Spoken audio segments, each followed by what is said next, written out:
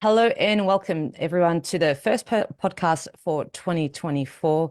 My name is Julia Starr and I'm going to be interviewing Will Keller, who I've invited because I really feel to start off this year, we really got to start with the foundations if we want to attain true freedom and understanding what the requirements that are actually needed to have that in our lives manifest on the external and the internal. So um, let's get straight into it. Well, welcome to the show, and thank you so much for spending your time with me today.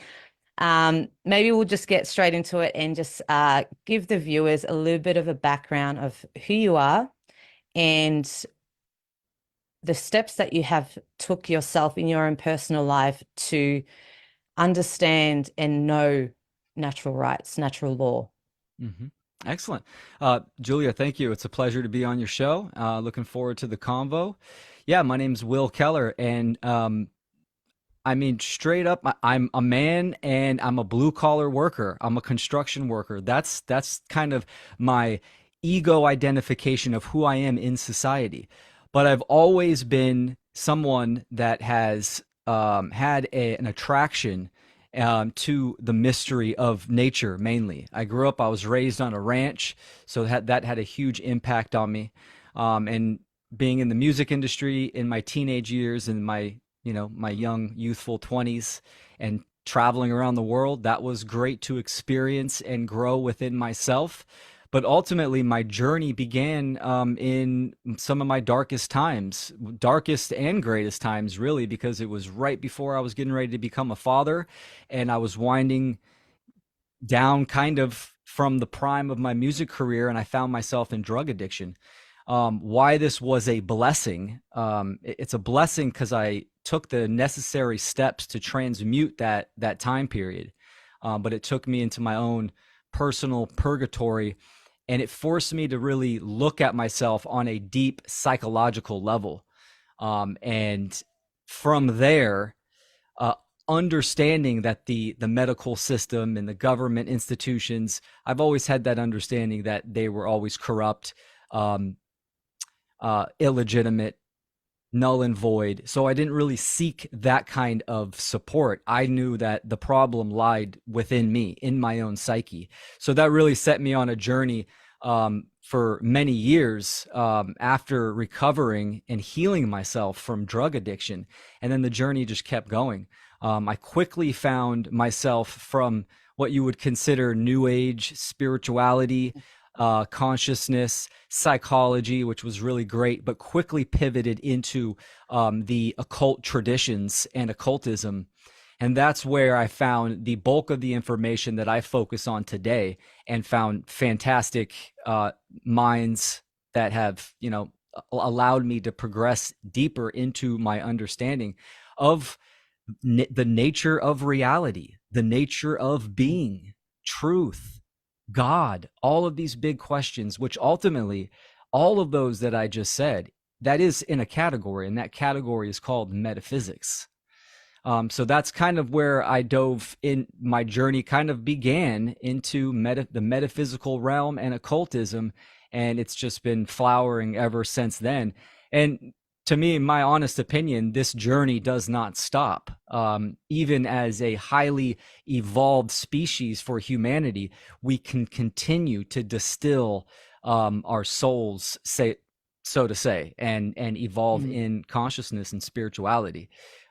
So it's been a fantastic journey.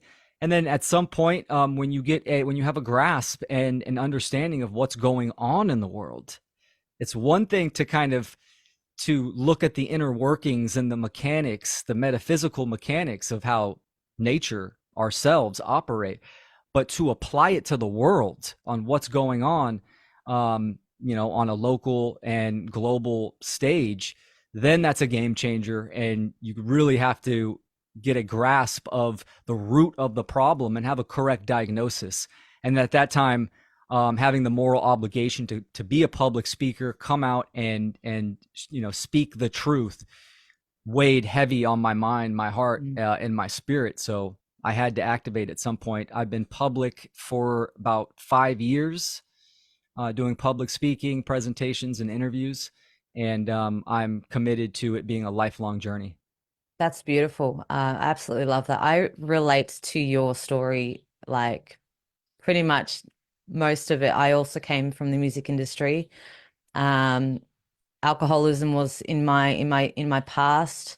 Um, I was wrapped up in a cult, and that internal work is where if you don't understand that truth is something that you have to your perception has to be aligned with truth, and you have to dig deep and deprogram yourself essentially with all this false information that's been imposed on us through the dark occultists and their understanding of natural law, because they do understand natural law and they Hmm. know how it operates in within the universe. And these are laws that we are bound by, all human beings are bound by.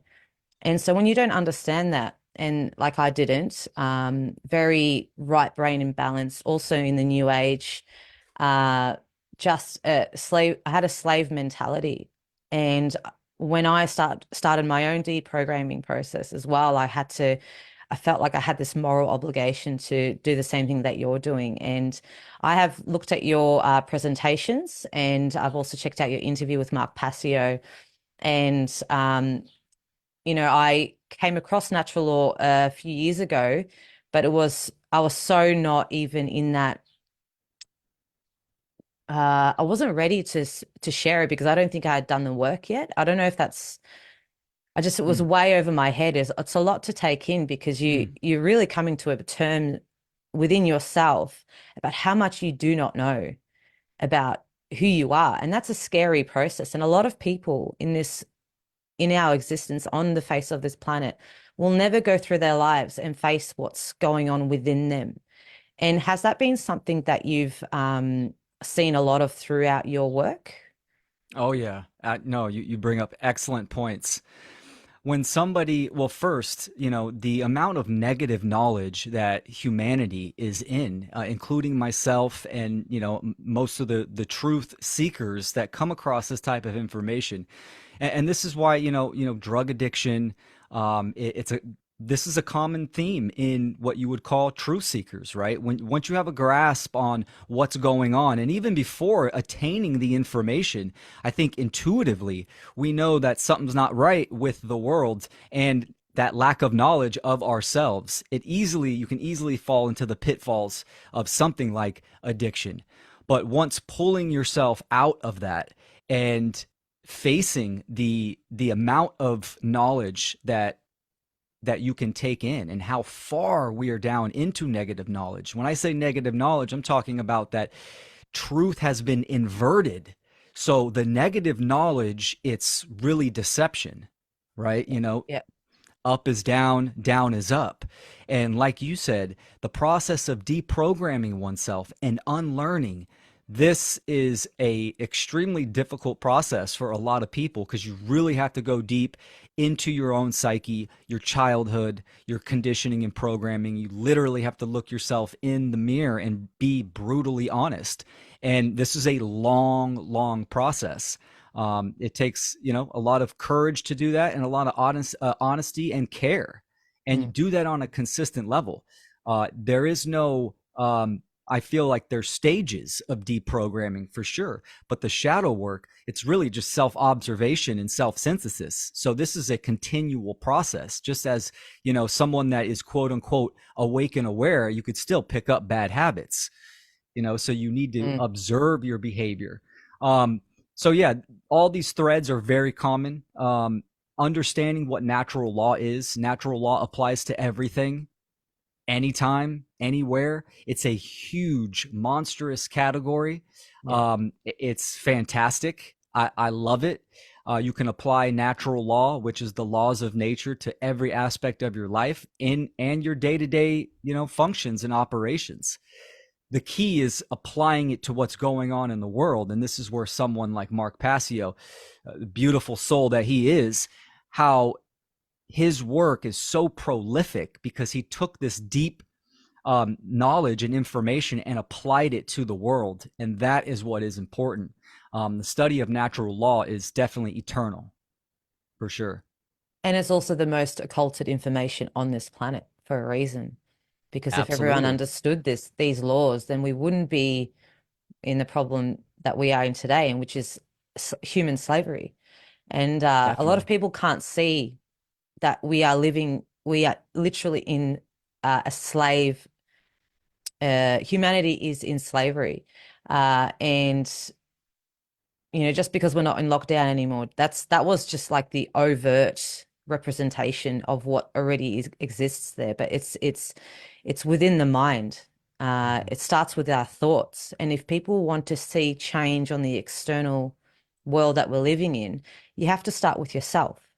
Your thoughts have to be in line with your emotions, and therefore your actions as a the output of what you're thinking. So it has to be all in line within each other. And something that I have come across as well, which is can be a brutal thing for people to um, comprehend, is that natural law doesn't give a shit about how you feel.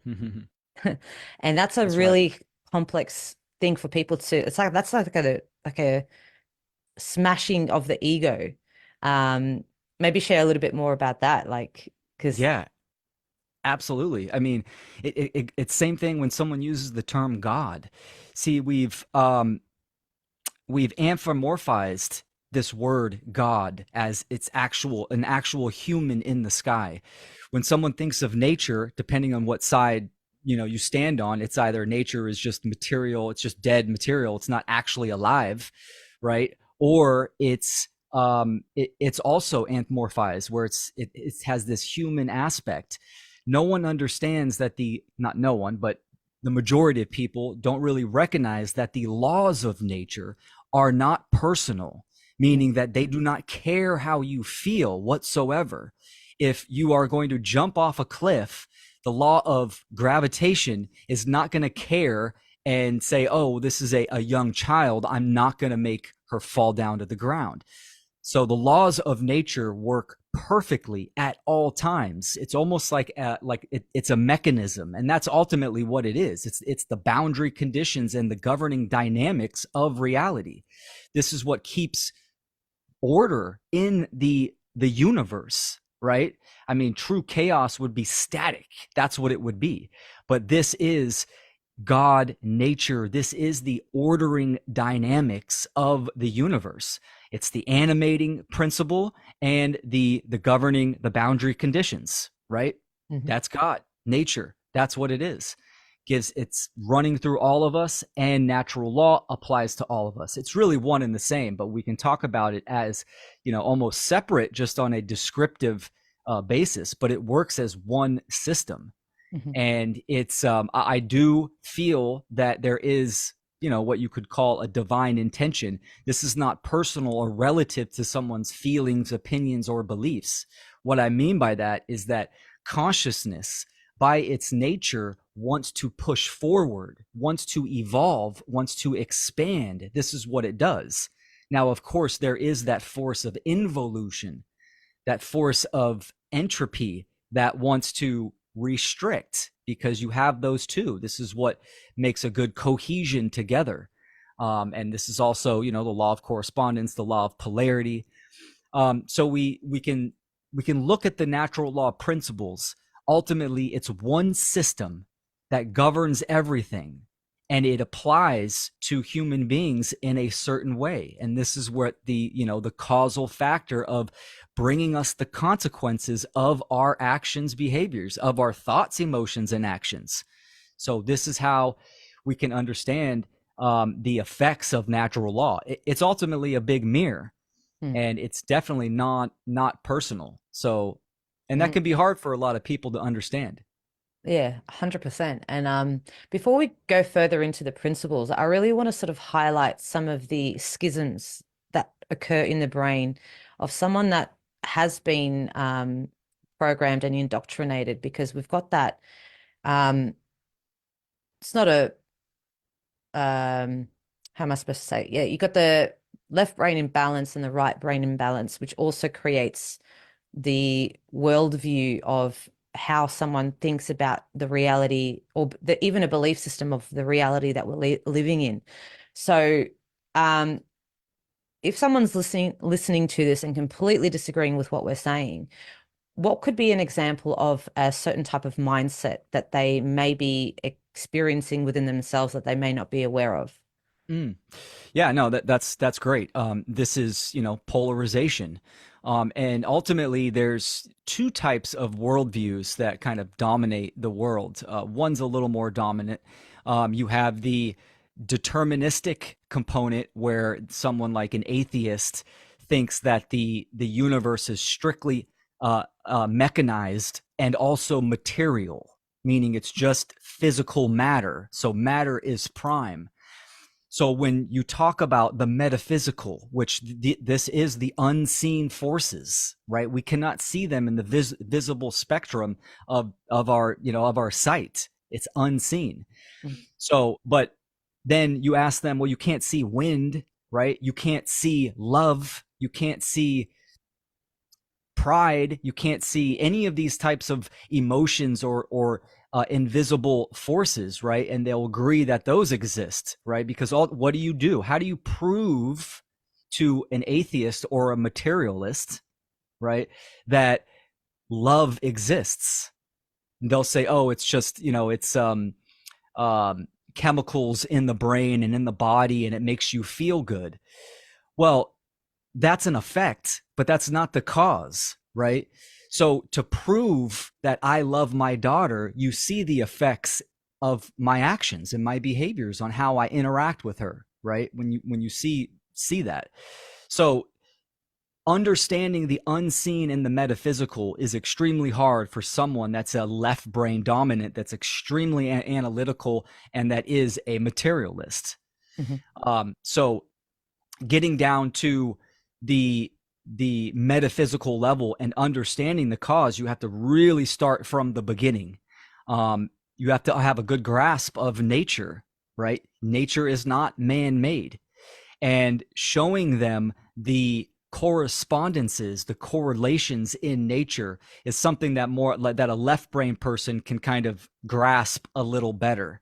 mhm, But an atheist mindset that's dominated in that left brain, that is extremely deep and rigid and calcified mm, because there is no life or supreme consciousness in the universe, right? Or even human beings, right? I mean, it's just an awareness. Everything is just flesh and chemicals. So reaching them is extremely difficult. On the other hand, someone that's in a right brain polarization where um, actually I had those confused. The left brain is the random component where everything, you have the big bang, everything is random, um, random coincidences, mhm, etc. The mhm. right brain is the deterministic polarization. And Yeah. this is where you would see the religionist fundamentalists, right? Where the cultural religions, God, has, mainly the Abrahamic religions, God determines everything. So that removes free will, and that also removes accountability and responsibility. Mm, So they don't want to see that there is a supreme governing laws in nature. When you're talking to someone that's in a deterministic mindset, like from the cultural religions, it's very dogmatic.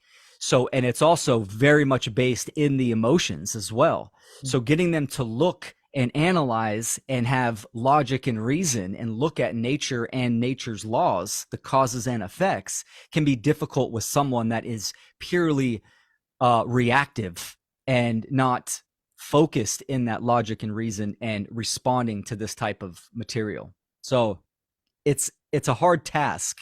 mm, Where do you insert one's own strategy? This is where I think authenticity comes in as far as an individual, right? yeah. It really depends on what you focused in and your comprehension of knowledge. So I'm very much, I'm an animist. So I focus on the forces and the metaphysical realms in nature. And again, this can be difficult for either side of the polarization. So this is, part of the great work task. And like you said earlier, it's important to say again about unlearning our programming and conditioning. And this is why the schooling system is just, has such a grip on the minds, because it has encapsulated those minds in the most important years of a young being's life, a young human's life, and that's the formative years. So it lays down all the principles and the foundations for someone that really lacks that cognitive reasoning of logic and reason. And for me, like coming out of all these years of education, I feel like I've had to relearn everything from scratch, and it's really overwhelming. And like when you were talking about the right brain and balance, I want to sort of just point out as well, because for me, I had this thing occur that my emotions dictated my reality. I was Mm. governed by them. I actually believed that that was the truth. And that's a really dangerous place to be in, because um, if your emotions are, if they've come from a traumatic response in your life, childhood or ancestral trauma, even, you don't even, like, they might not even be yours. And so to have heaps of people walking around, and believing that truth is how based on how they feel, then that's a quite a dangerous way to perceive the world. Oh yeah, absolutely. And this is where a lot of people are at on both sides of the polarization, very much rooted in their emotions. This is, solipsism and relativism go hand in hand, because it's me, me, me. It's all about how I feel. It's all about my emotions. And this is exactly where the social engineers want people to be at. Because number one, someone won't care about anything greater and outside of themselves in alignment with truth, meaning freedom, rights, morality, doing the right thing. That's something outside of us that has to do with all of us, and obviously extremely important, right? And the inverse of that is, we could see in the pandemic, right, is do it for the greater good. So they take these terms that could have valor under the right context, but they invert everything. This is one of the social engineers main principles. It's the inversion principle, flipping everything up on its head and using it and weaponizing it, using it as a tactic. um, but being, like you said, these triggers, this is ultimately, part of the internal work is observing your triggers, and what made you act that way in certain situations and certain information. How many times have someone brought a piece of evidence to a family member or friend, and they get extremely triggered and they completely shut you out? Sometimes they won't talk to you again because it hits them in the soul. I think that's kind of a dual response. One, it is their programming and conditioning, and Yep. like you said, ancestral trauma. It's programs being played out. The Agent Smith effect, due to the programming and conditioning, and it's also their soul is kind of freaked out because of the lack of work and progress that someone has done, and they're not ready for that. I think what people call NPCs and normies, I don't really use these terms, but what that really is, it's an immature soul. It's child. It's a young child that doesn't know what is going on the soul level. And this is what you can come across in some dark occult and the Gnostic teachings as the soul farm, right? That we keep reincarnating here, and the social engineers are influencing this as as like a farm, Mhm. that so they can feed off the loosh, our life force energy, etc. There is some truth to that. I mean, if we're not learning the lessons, we will come back to school, the universe, the university. We're going to keep incarnating here. So a lot of people on this planet are immature souls, and hitting them with truth, it strikes their programming and conditioning, which you get the emotional reaction, and also it alarm bells in their soul, like, hey, time to do the work, shake them up, and that freaks them out as well. Mm. This is why I think some people, they shut out people for life sometimes. Yeah, they So do. Yeah. And I've definitely been in that position myself. And it's to say, I was wrong about yeah. something that's that's that's a direct hit to the pride and the ego. So what I find funny as well is that there a lot of the um a lot of people that have any sort of brain imbalance, they don't believe in like a universal consciousness, that sort of solipsistic worldview, but yet they believe in karma. And Mm-hmm. it's really funny because like, how can you believe in karma? Because karma is actually a consequence of an action, cause and effect, which is one of the principles of natural law. So it's like Yes. they're completely contradicting themselves. It's a bit Yeah, fun. 100%. No, no, that's a great point. And knowing what you just said, this is a huge advantage to teaching the one great work and trying to teach natural law, because ultimately the conversations that we're going to have with people, it's really philosophical conversations, right? We're getting down to that causal level. We're having this dialogue that we need to kind of understand the Socratic method and kind of what to say. So our comprehension is extremely important. So exactly what you said, I have dealt with this many, many times. Mm, Karma, even the word karma, the etymology, it means action. And this is exactly what this reality is. This is the schoolyard, and this is how we learn. It's because the governing laws, cause and effect, is one of the principles. mm. I mean, this is what it is. Like I was saying, it's a mirror. So every cause has an effect. Every effect has a cause, and it's very funny. So when you're talking to someone and you bring up and they say they believe in karma, um, so what you do, you've got them stumped, and it's not about, oh, I got you now. It's about working through that. So you continue on that line of reasoning and conversations, and they're it's tricky. It is tricky for sure. But it's having those conversations where we start to make change because not everyone's Yes. going to be getting on a camera and doing a podcast, which I sort of understand. But there are a lot of people out there amongst communities that are taking a lot of initiative in having conversations with other people. But it's having the right knowledge to begin with in order to build the reality. So actually, maybe that's a good way to segue into what is reality, Mm. and maybe talk a little bit about the trivium as well. Yeah, excellent. Yeah, reality. Reality is the the experience dictated by the laws of nature, based in truth. Reality, the definition of reality means that it is factual. It means that it has manifested and it is truth, right? So reality is governed by natural law, by the laws of nature that bring us the consequences. And this forms our reality.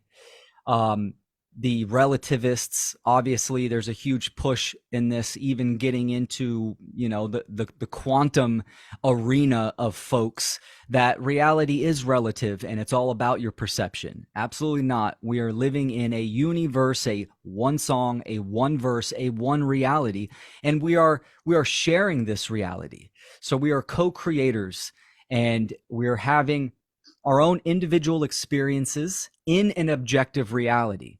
Mhm. So the reason why it's objective is because of the laws of nature. This is how we are on a platform having a conversation, and you know who you're talking to, and I know who I'm talking to. Or a better example would be two people crossing the railroad. One person says, "Hey, there's a train coming," and the other person says, "I don't believe in trains," and keeps walking and gets plowed by the train.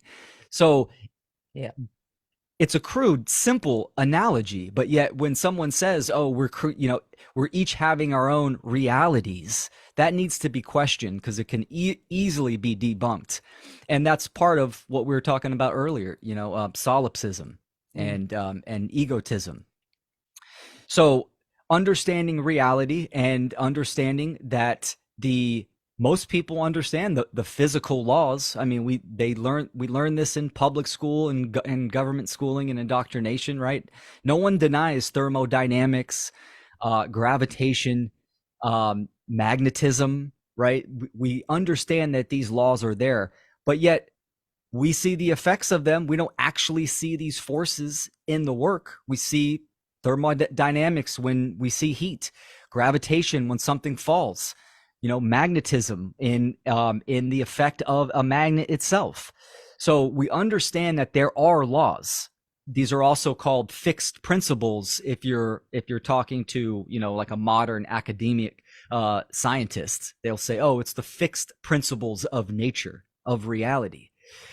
It's the same thing. They are laws, and that's the definition of a law, which is an unchanging governing condition or dynamic. mhm, And this is what has been occulted, is that the metaphysical laws, most people aren't aware of these, and they have an effect on everything we do, on our mentation, our emotional stability, and our actions. And there is an effect to that. And that effect is that we're all influencing our environment on a day-to-day basis. And you can look at it as the energy that an individual is outputting and influencing. If you add all that up, now you have a collective, mhm. or the human species. Well, what's the condition of the human species? And this is where you can look at and you can see that, one, we are in bad shape. Humanity's not doing well. So if you run to a person that denies that, they are rigidly stuck in solipsism because it's all about their life and they don't care about seeing a bigger picture, having that bigger, accurate perception of what's going on in the world, or even in your local communities, or your state, your province, your country, Mm. etc. It's all the same around the world. Ultimately, when you reduce it down, there's a control structure, and this control structure is claiming authority over human beings. So that's what's going on in reality. And we could touch on why that is. And obviously, what we've been talking about, it's due to lack of knowledge of how reality operates, and how do we manifest in the human species, the collective, how do we manifest the condition that we are in? And that is because we do not understand the governing dynamics, natural law. So, Like, yeah, and like even what you were saying about the complete ego worship of a solipsist, the one of the lost principles is the principle of care. They just do not care about anything that's going on around them. As long as they're getting their paycheck, they've got their comforts in their life, desires are being fulfilled on a materialistic level, they're fine, they're sweet. But when it comes to the suffering of others, it's mhm, there is no care, exactly. which is it's a heartbreaking place. And I was there myself, and I'm happy to admit it. And that's not a, you know, that's we've all in some sort of way, if you're brought up in this on this planet, the majority of the time you're going to have to face those challenges within yourself because of the level of indoctrination that is imposed on us. Um, That's right. yeah. So how many principles are there in natural law? Just yeah. So there's seven principles, and there's a you can look at it as a representation has been the seed of life. Now, natural law principles. I mean, what we're talking about when I'm talking about seven, I'm talking about the occulted metaphysical principles. And again, these are descriptions and labels that human beings throughout thousands and thousands of years have came to understand. That this doesn't mean that there aren't more laws. I mean, there's many, many more laws than seven, but the ones that we're talking about right now are the metaphysical, occulted principles of natural law.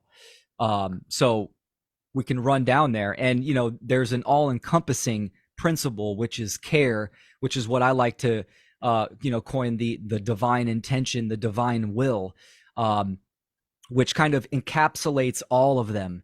It's a representation of evolution and force, life force, the animating principle, which I myself call creation, the Mm. creator, this animating force that's in everything, and we can activate that within ourselves. You can call it willpower, you can call it care, but that's ultimately what it is. So you have, do you want to go down the seven Let's do and it. touch on these? Yeah, Okay, yeah, cool. yeah. We got time. So A bit of time, yeah. yeah, these are also known as the Hermetic principles, and this Hermetic being hermetically sealed. And this is very much, I would say it's trending nowadays, especially getting into the alchemy, the alchemical circles, which are kind of bleeding into the new age realms and stuff, which is good. This information needs to be out there, and people need to dive into this and learn these principles for sure. Number one, the supreme principle is mentalism, meaning that the all is mind, the universe is mental. So we are living in the mind of God, right? We are a fractal of creation. And just like the holographic universe and us being holographic consciousness, you take one piece of the hologram and you have the whole image, the whole hologram in one little piece. So this is, the good old saying, made in eye image, right? So this is what mentalism is. And for the individual, what that means is that our thoughts are prime, meaning before you do anything, before emotions and actions, you have the thought first. Whether that be, I want to create a podcast, the thought came first. Doesn't matter if it's conscious or unconscious, right? Part of the automatic mind or the manual mind, the thought is always supreme, always prime.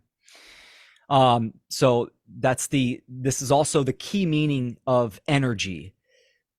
Thoughts and thinking is energy, mentation. And through that mentation, then we get to manifestation, materialization. So the first principle, mentalism. The second principle is the principle of correspondence, somewhat popular now. As above, so below. As below, so above. But don't forget, as within, so without. A lot of people leave that line out. So what that means is that your internal state is a reflection, or excuse me, your external condition is a reflection of your internal environment, your internal ecology. So we can look at the world and we can see the condition of the world, that we are enslaved and through control, duress, and violence. And that gives us insight to the average person, what their internal environment is like, their mind, their psychology, their emotional stability, correspondence. This is also holographic universe as well. And then we have the principle of vibration, which nothing rests. There is constant change. Everything vibrates, which this ultimately is an attribute of the principle. The principle is mind, of course, and then mentation, and then you have vibration, which is movement. Everything vibrates. And then we have the principle of polarity. So everything is perceived duality. Perceived duality, meaning living in this reality that we are all sharing, and it's materialized. There are poles, so there is polarity. You have hot, cold, light, dark, and there's at no point in time can you say, okay, now we're at dark or now we're at cold, right? It bleeds all together. So it's all just a gradient of frequency. But the reason why I say perceived duality is because ultimately when you reduce it down, it is one thing. If you have a quarter, You have heads and tails. Those are opposite poles. Those are polarity. But yet the quarter itself is a silver coin, and the silver is on both sides. So if that resonates with someone, that's what perceived duality is all about. And how we can apply that to the human condition is that although we are all individual human beings having our own experience in that shared reality, we are all of one species, one great spirit, one life force. The human beings, animals, plants, minerals, the earth itself. So we are all one. So that's what perceived duality is all about. The next principle is the principle of rhythm, and everything flows out and in. Nature is cyclical. There's cycles in nature. We can see this very easy to observe in the seasons: day and night, sunrise, sunset, awake, asleep, life, death. These are cycles. And just as you're feeling good and you're on your path and everything is working out great, at some point you're going to run into obstacles that you will need to pivot and adapt to. This is the principle of rhythm. So it's good to understand that, because you can see this in a lot of the psyops and dialectics. The social engineers like to implement false flags on certain time periods of the year. They understand rhythm. They understand spring is a time for new beginnings, and they would like to do a new type of false flag. This is known as May Day and the season of sacrifice.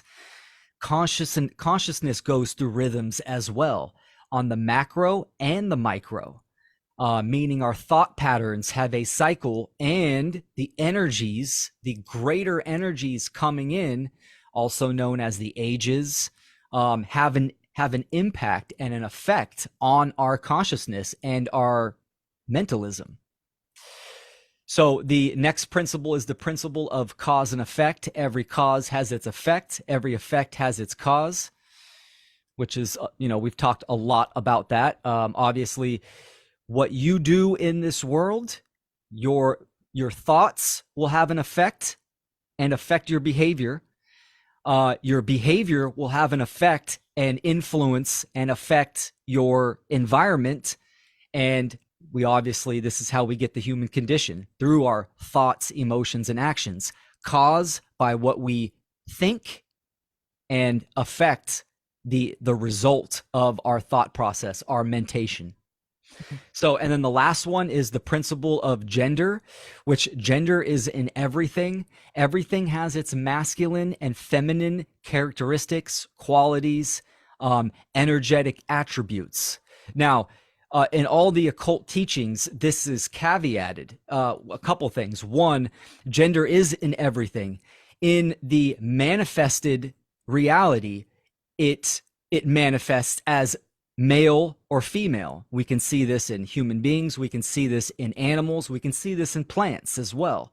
So it does not mean that men can be women, women can be men. That's not what it means. What mainly the principle of gender is talking about, it's talking about mental energies, that we each have a masculine and feminine characteristics in our psychology. This is also symbolized in the left and right hemisphere, right? The left being masculine, the right being feminine. A good visual aid is the Taoist symbol, the yin and yang, right? So you have the black and the white, represents masculine and feminine. But then on each side, you have the opposite color as the little dot on each side, right? So the white has a little dot of black, and the black has a little dot of white. That is the representation of mental gender.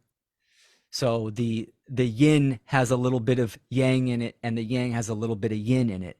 So this is very important to understand, especially when you apply it to, it's really a subset of polarity, polarization.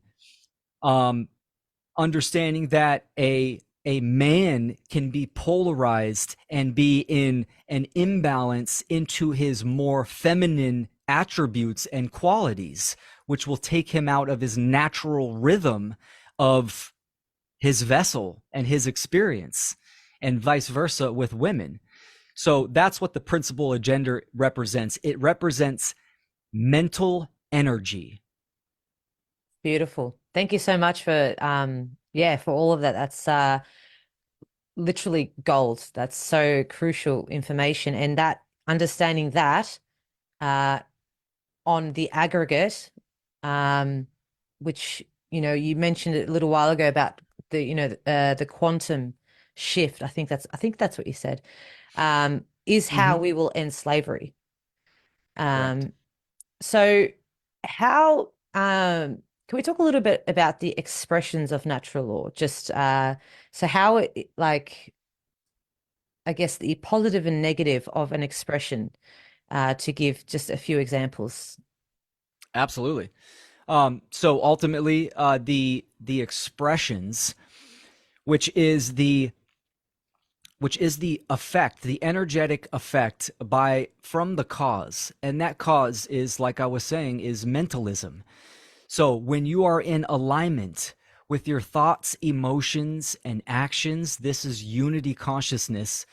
So what I mean by that is, as you think, and that is in accordance and alignment with truth and nature and natural law, you will have correct um, uh, frequency, which is, this is what energy is. You know, emotion is energy in motion.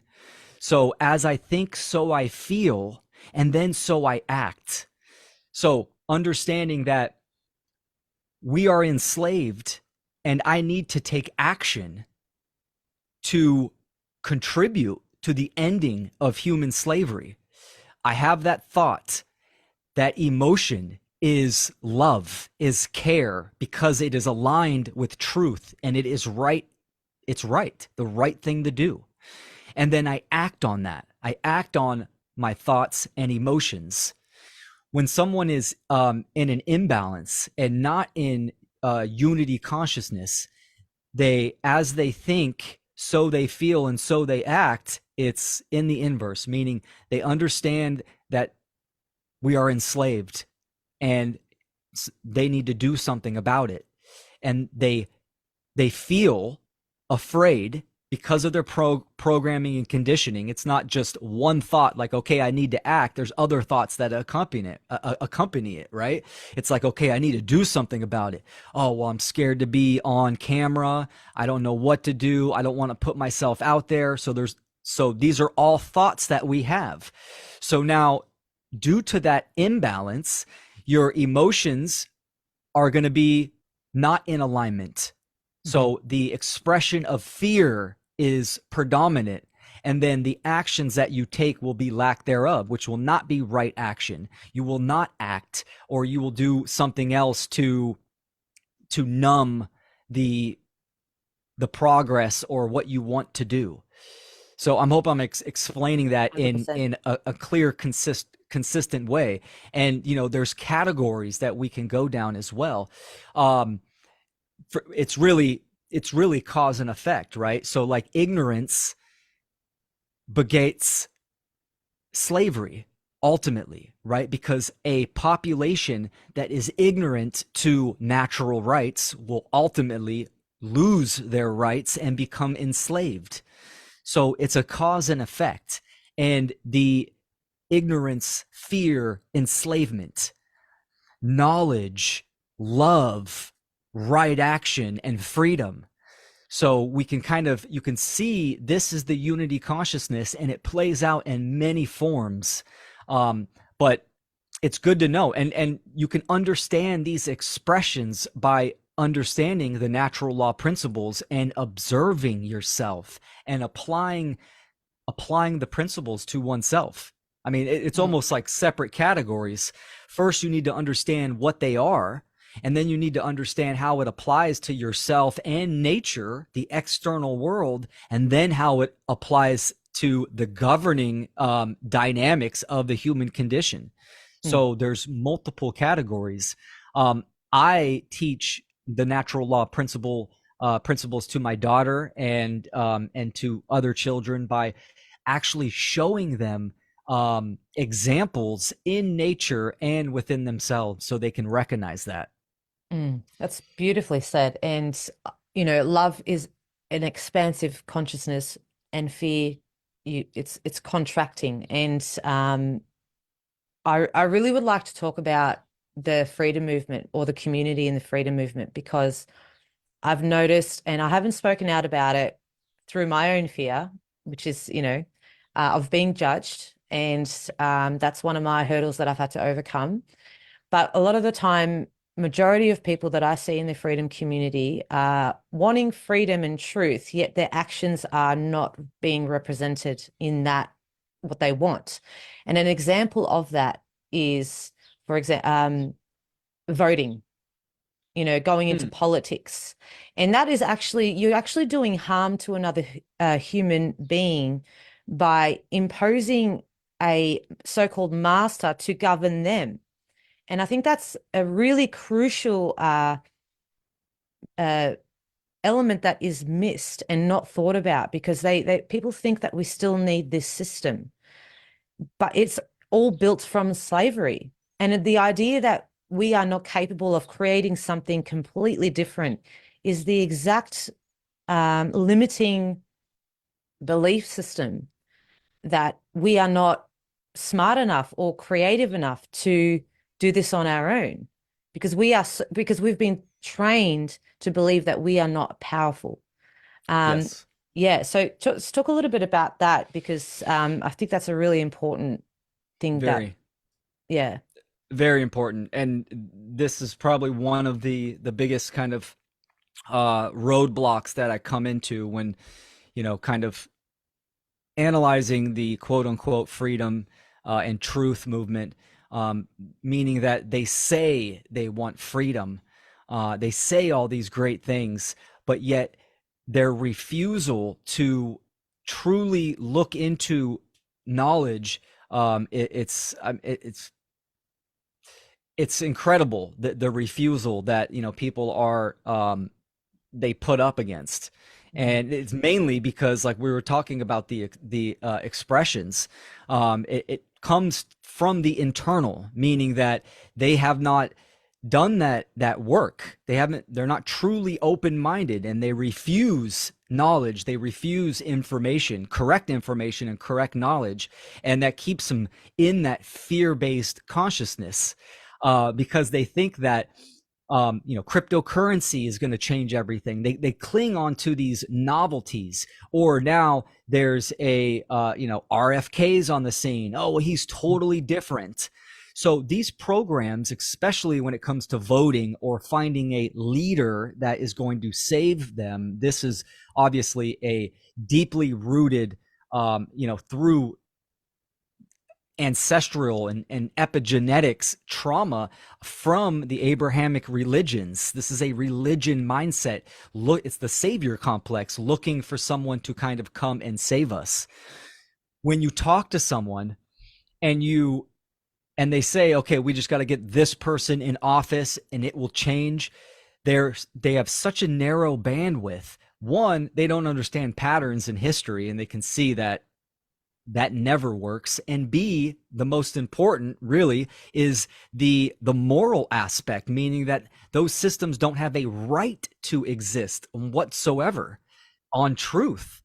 But they won't look. So the refusal of truth is what keeps them into that fear-based consciousness, which will keep us enslaved inevitably, for sure, by law. So this is our work to do, right? And I believe authenticity, trying to reach a certain group of people or try to reach one person, it's not as effective. What is effective is doing the internal work, meaning understanding natural law, understanding objective morality and objective truth, and doing that work inside yourself so you can align your thoughts, emotions, and actions, and you focus on your work itself. Mm. How do we get out a message? We get out a message through tools, just how every human being in existence, whenever we wanted to solve a problem, we used the mind and we used logic, and we came up with technology, which is technology. So it's either, a fork, a hammer, a gun for self-defense, or computer or microphone to express ourselves and get a message out there. I very much align myself with what Mark Passio talks about, is that going public and understanding the technology, why we still have it, why we still have access to it. This is how we are going to get the message of right action and morality and true freedom to the world, to as many people as possible. Like we were talking about, we need a quantum shift, meaning we need 51%. We need, and that, saying that right then and there, a lot of people will just shut this off and go, oh my gosh, that's impossible. Maybe. Mm. Will it and can it are two different things. That applies to, the all-encompassing principle of care and willpower.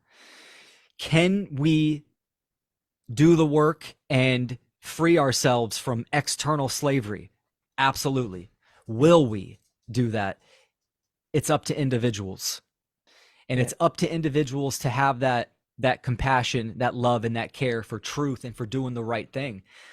So even, and back to authenticity. What I mean ultimately by that is, when you are in unity consciousness and you know yourself and you are working on yourself to be a better person, and you are trying to hone your craft, meaning for you, it's your podcast. For me, it's my podcast and my presentations. Getting better at that, discovering more attributes and methodologies to express this message to the public is what I'm focused on. Doing large public speaking events and broadcasting that to as many people as possible. This is what I'm focused on. And that energy that I'm putting out into the ethers, same with you, is going to have an effect on its environment. And people that are ready, that are resonating to a similar frequency, will find you, and they will become attracted to your information. They will check it out, and that will inspire them to take action themselves. That's the way to do it, because we're in an authentic place, um, versus focusing on small groups of people and trying to, ultimately force them to look at information or change their ways. It's not going to happen. You can't force anyone to do anything, especially when it comes to the internal process. But what we can do, we can inspire them. And inspiration, it's interesting. This is a divine feminine aspect, because it speaks to the heart. And just as, logic and reason, speaks to the mind itself, to the hemispheres of the brain, the heart space has its own intelligence. And this is the generative principle, which ultimately where the care sprouts from and the fire burst out, and that gives you actions and motivation. This is what inspiration does. This is why music puts us in a certain mood or gets us pumped up for the gym, or we want to do, certain activities. Art, we read a book, has an influence on us. So ultimately, we are influencers, just like the social engineers are. The social engineers are influencers for death, destruction, and enslavement. We are influencers for freedom, morality, and truth. And we can do that by doing the one great work, Mm. right? Making art and inspiring people to do their own work. That's so beautifully said. And, this is going out to people that are not speaking out.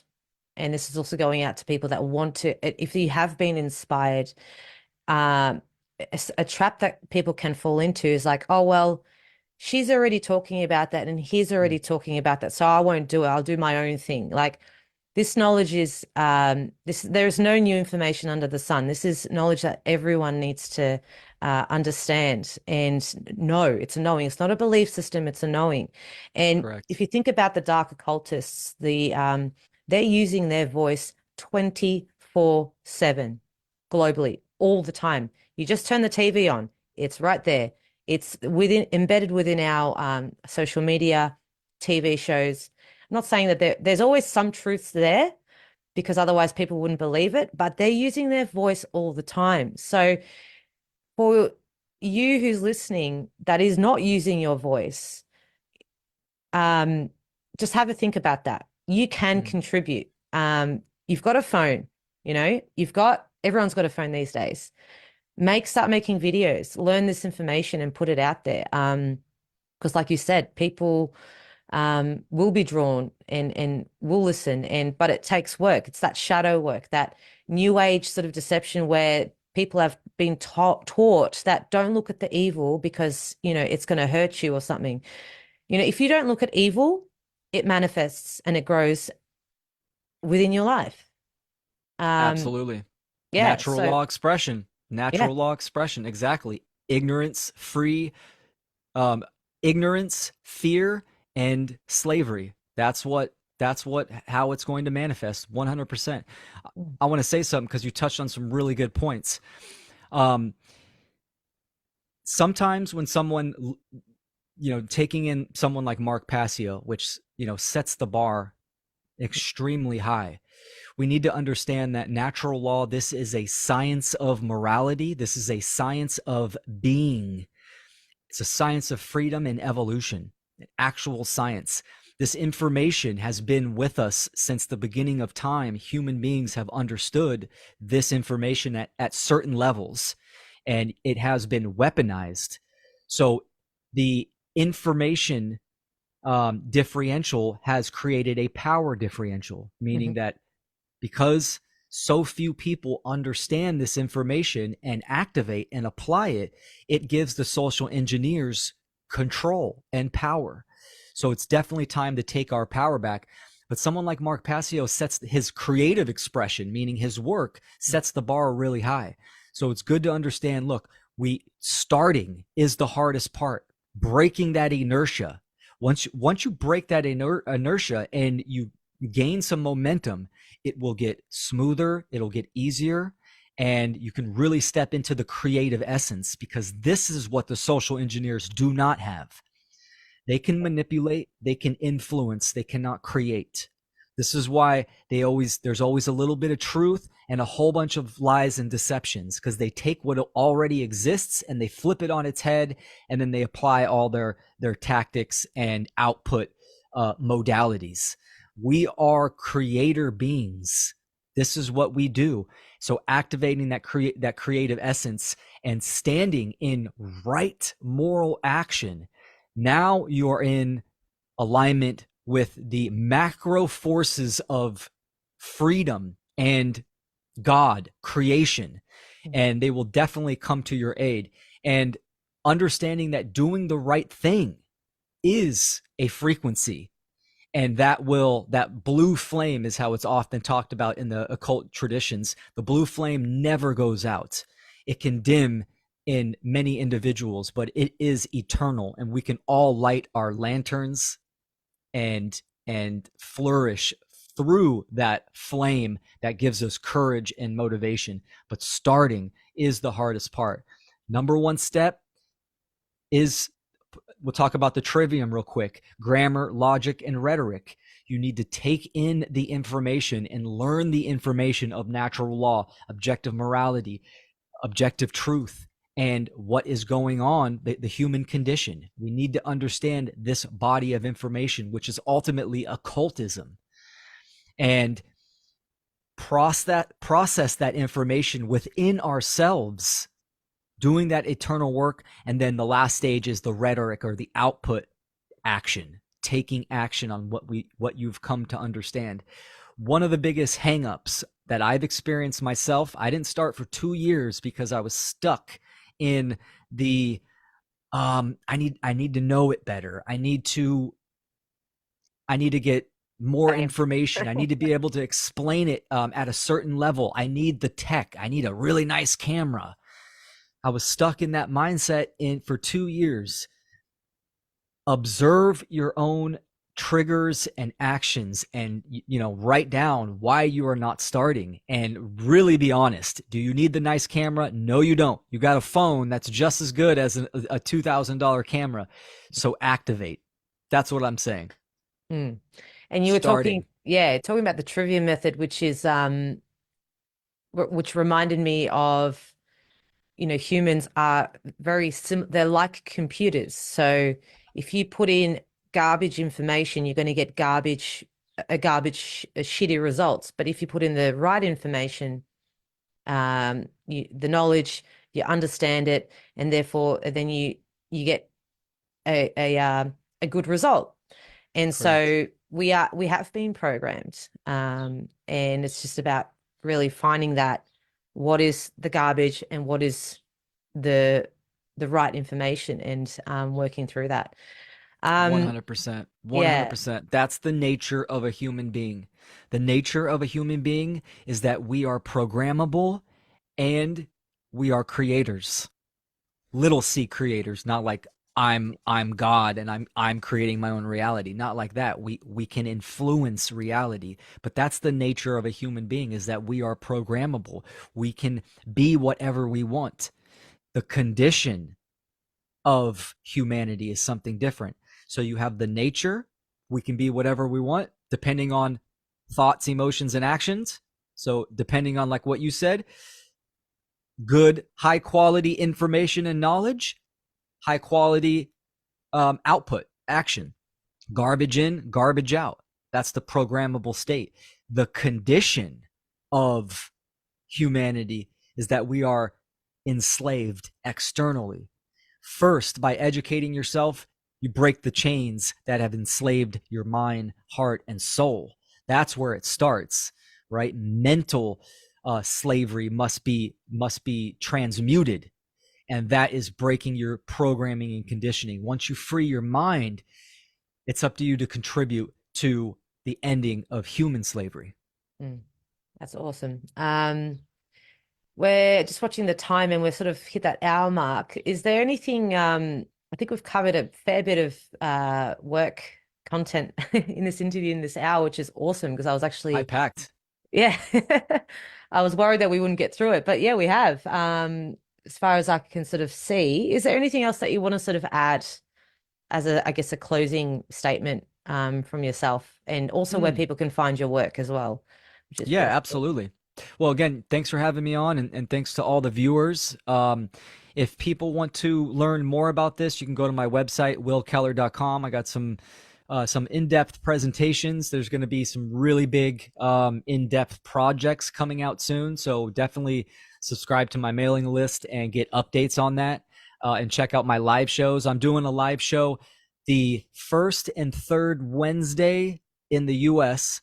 Um, of the month. So it's bi-weekly right now. It will go to weekly here soon.